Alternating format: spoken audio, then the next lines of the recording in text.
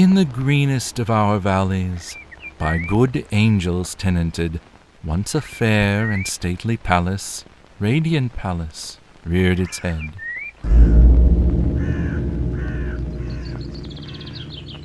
In the monarch Thought's dominion it stood there. Never seraph spread a pinion over fabric half so fair. Banners, yellow, glorious, golden, on its roof did float and flow. This, all this, was in the olden time long ago. And every gentle air that dallied in that sweet day along the ramparts plumed and pallid, a winged odor went away. Wanderers in that happy valley through two luminous windows saw spirits moving musically to a lute's well-tuned law. Round about a throne where sitting Porphyrogene, in state his glory well befitting, the ruler of the realm was seen.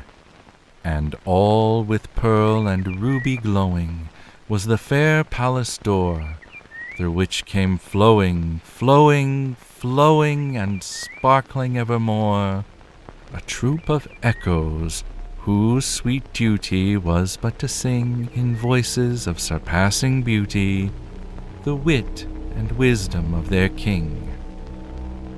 But evil things in robes of sorrow assailed the monarch's high estate. Ah, let us mourn, for never morrow shall dawn upon him desolate. And round about his home the glory that blushed and bloomed is but a dim remembered story of the old time entombed. And travelers now within that valley through the red-litten windows see vast forms that move fantastically to a discordant melody, while like a ghastly rapid river through the pale door a hideous throng rush out forever and laugh, but smile no more.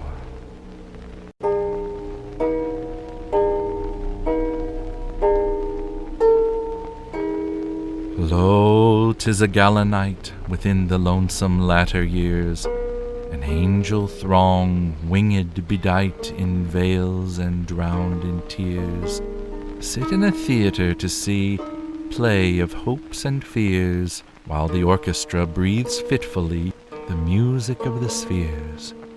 Mimes in the form of God on high mutter and mumble low, and hither and thither fly mere puppets they who come and go at the bidding of vast formless things that shift the scenery to and fro, flapping from out their condor wings invisible woe. That motley drama, oh, be sure it shall not be forgot, with its phantom chased forevermore by a crowd that sees it not, through a circle that ever returneth into the self-same spot, and much of the madness and more of sin and horror the soul of the plot. But see, amid the mimic rout, a crawling shape intrude, a blood-red thing that writhes from out the scenic solitude.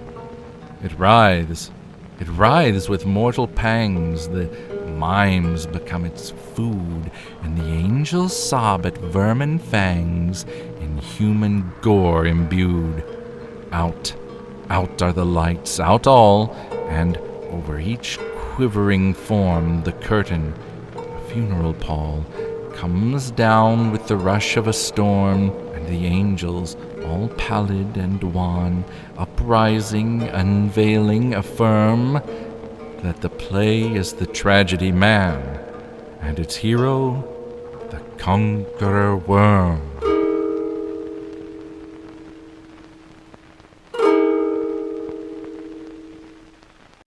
Hey folks, this is Augie Peterson.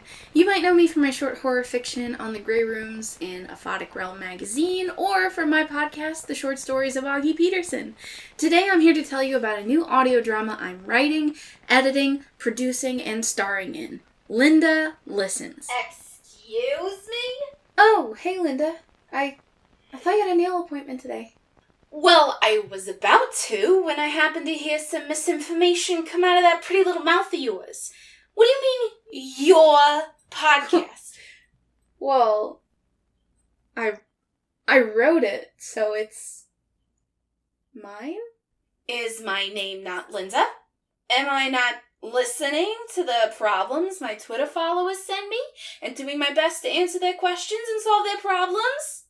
Linda Listens is the tale of Linda, a middle-aged woman in search of meaning after the tragic death of her family.